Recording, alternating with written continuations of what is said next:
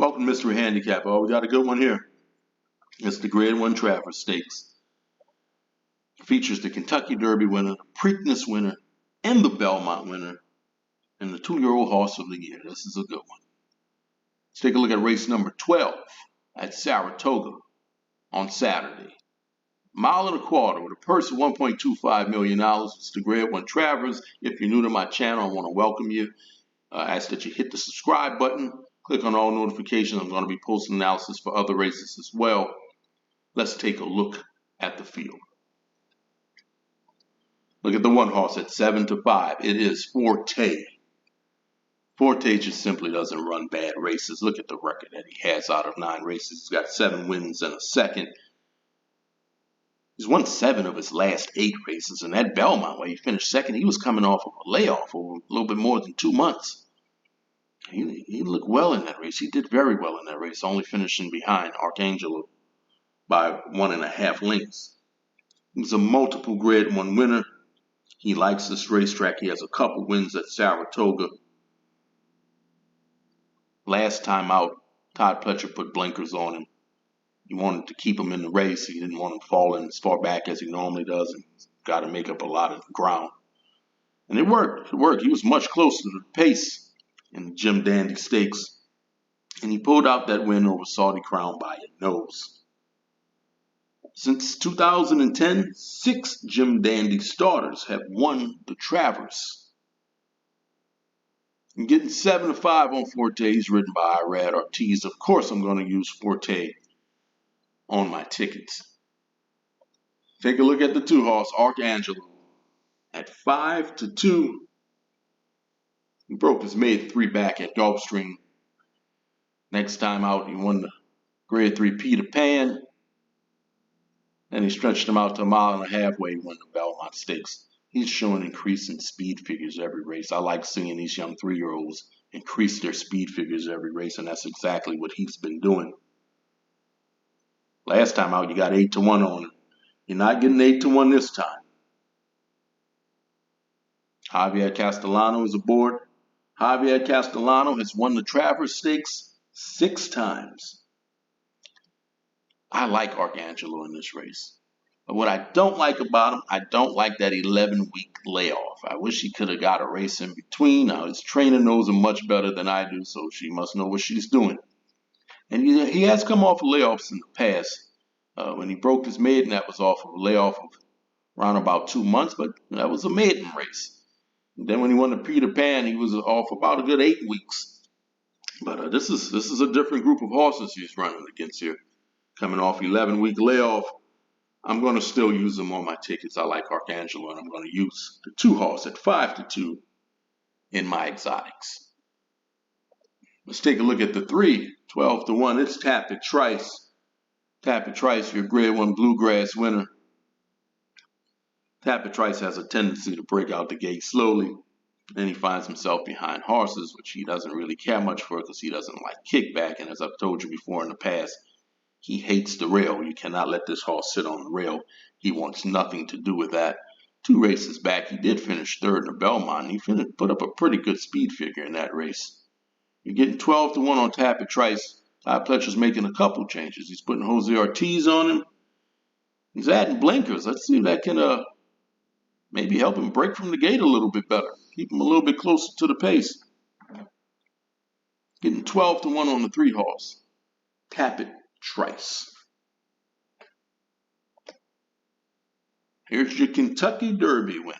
At 4-1, it's Mage. Mage broke his maiden at Gulfstream and finished behind Forte in the Fountain of Youth.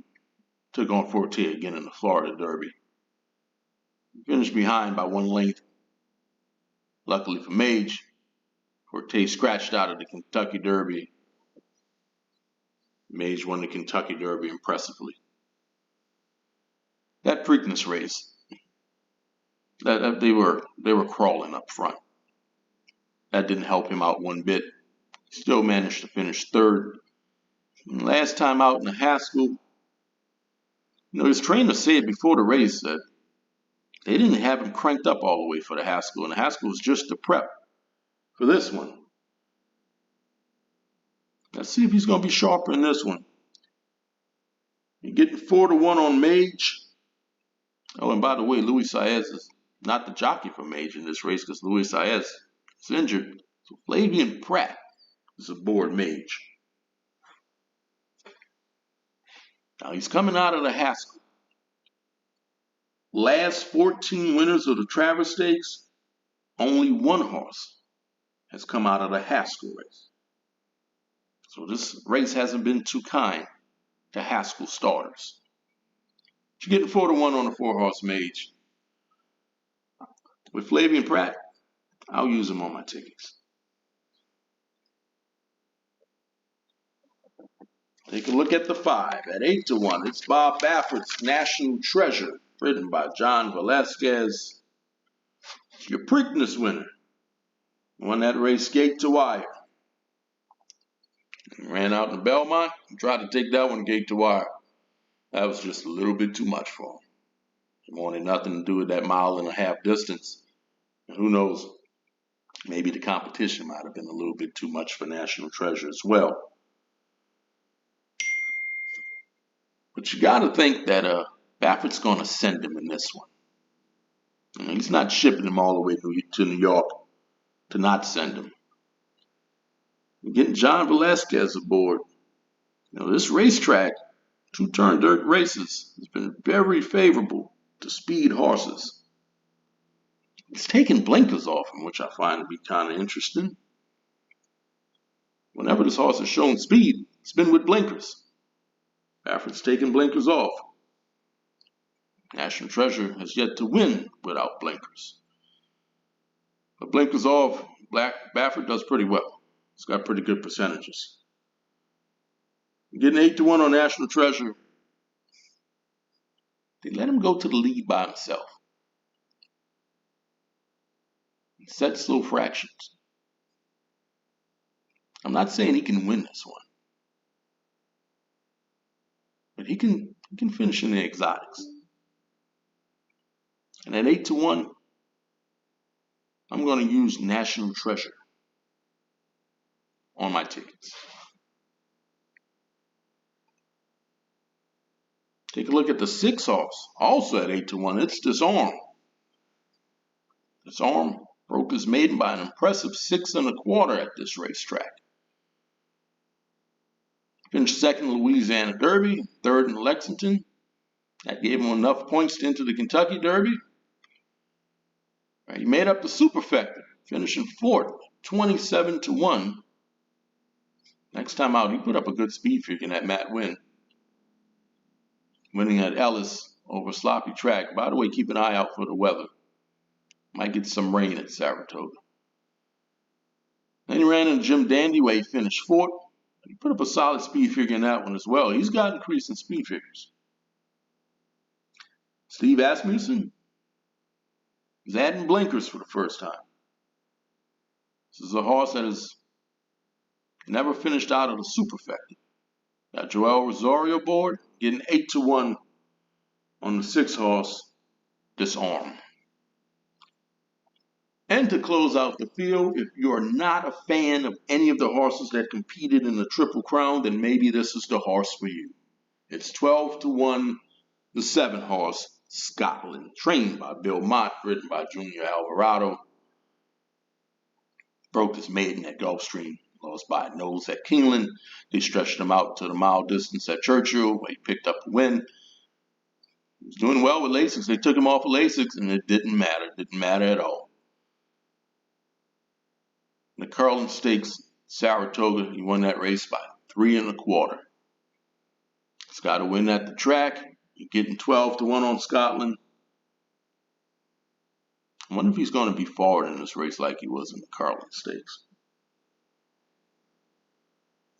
The last 14 winners of this race, 6 of them did not start in any Triple Crown races.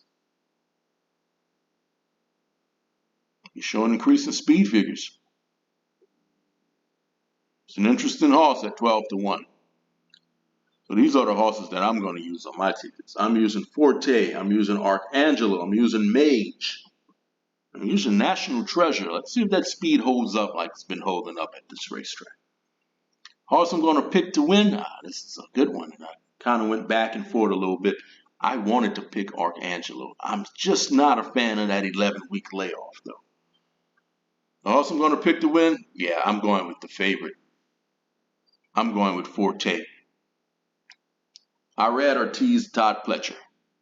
Don't forget to like, share, subscribe. Let me know who you're picking in this race. I'm going to be posting some other races as well, so stay tuned for that. Good luck.